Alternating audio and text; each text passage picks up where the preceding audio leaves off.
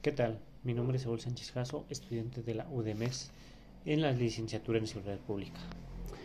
En esta ocasión hablaré del caso de la familia Chávez López. Este caso trata de un multihomicidio.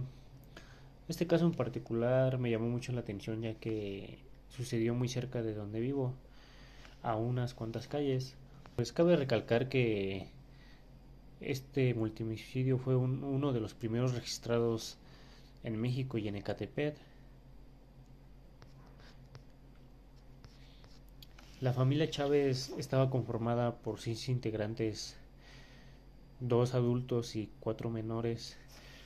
Los dos adultos eran la pareja, el papá llamado Alejandro Chávez Augún, el cual era profesor de una escuela de renombre, al igual que la mamá. Asimismo, Alejandro Chávez, además de ser profesor, también se dedicaba a la compra y venta de autos. Él compraba autos usados y los remodelaba para revenderlos a un muy buen precio. Diversos testimonios y asimismo relatan distintos noticieros. Vemos que relatan que en la mañana del 2 de diciembre del año 1991, un vecino de la familia Chávez López llegaba muy temprano de su trabajo.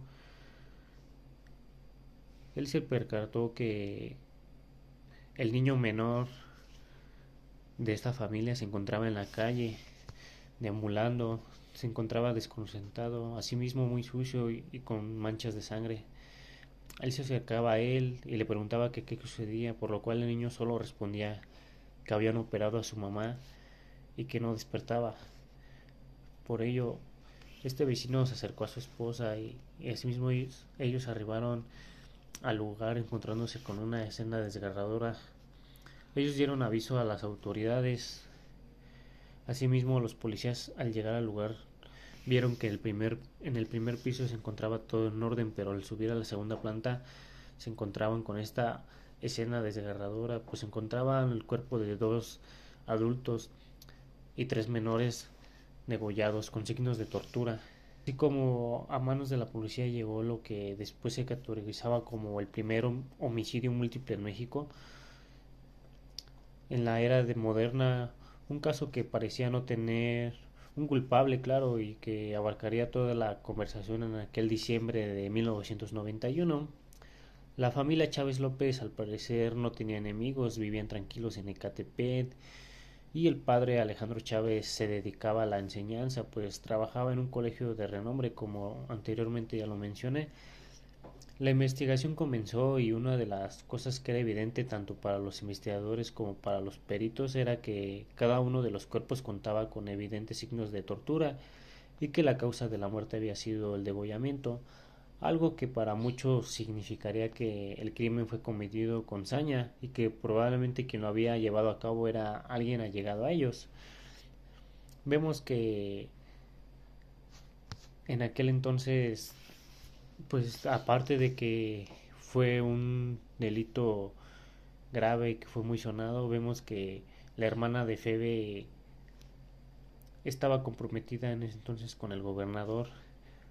Fue por ello que se movilizó la policía y además contrataron un agente muy conocido, el agente Camarena, el cual ayudó mucho con la investigación y el que se hizo cargo de todas las investigaciones para dar con el responsable. Vemos que todos los allegados y familiares en ese entonces eran sospechosos.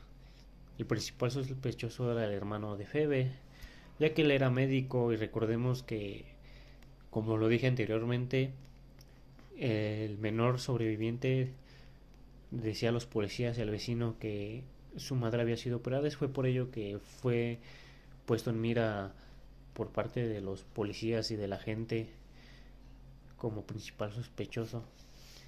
Esto fue descartado después de distintas pruebas y claramente después de interrogarlo y ver dónde se encontraba en ese día.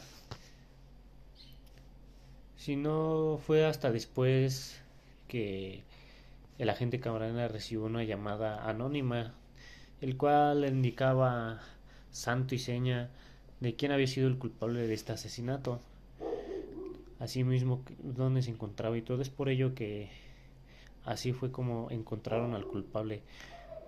El culpable de este asesinato era una persona muy allegada, en eso sí no se equivocaban en ese entonces las investigaciones, pues vemos que era el compadre de Alejandro Chávez.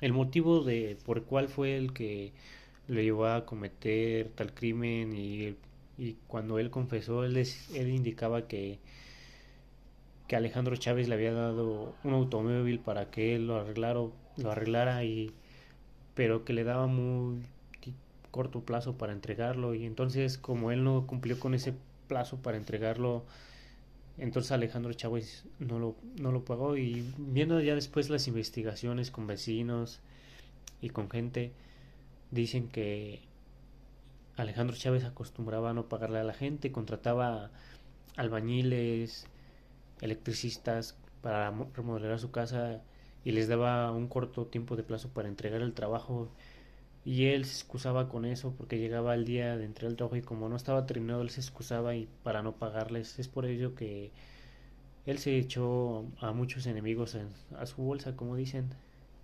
Cabe recalcar que ellos, como me cuentan mis vecinos y mis familiares, esa casa fue una de las primeras en construirse en dos pisos, ya que la mayoría de las casas no contaban con techo de losa, eran con techo de lámina, y esta era una de las primeras casas que contaba con esos lujos, por así decirlo, en ese entonces.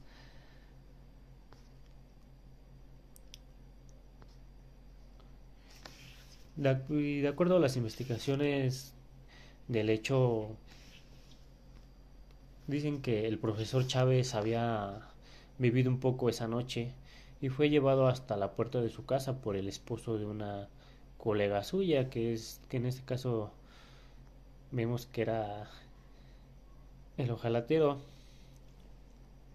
Pues habían disfrutado de una fiesta llevada a cabo en el plantel donde había laborado. Posteriormente el esposo de esta colega comenzó a atacar a cada miembro de la familia del profesor, pero todo indicaba que no había actuado solo, ya que según la evidencia había participado mínimo con otro cómplice. También por el peritaje que se supo que las tres hijas del profesor fueron asesinadas delante de él y su esposa Febe.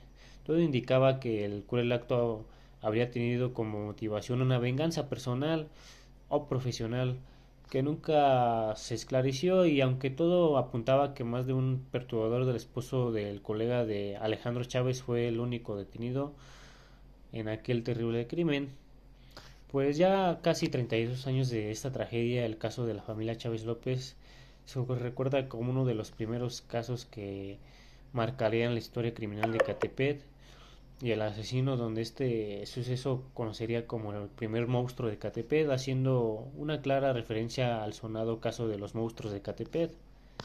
Vemos que en este caso en particular las ciencias auxiliares que se llevaron a cabo en este caso fueron la medicina forense, la psicología, ya que en este caso pues el menor fue el más afectado aquí, pues fue el que vio todo cómo mataron a su familia y aunque él desde muy pequeño quizás no lo veía así, pero sin duda ya de grande lo asimiló.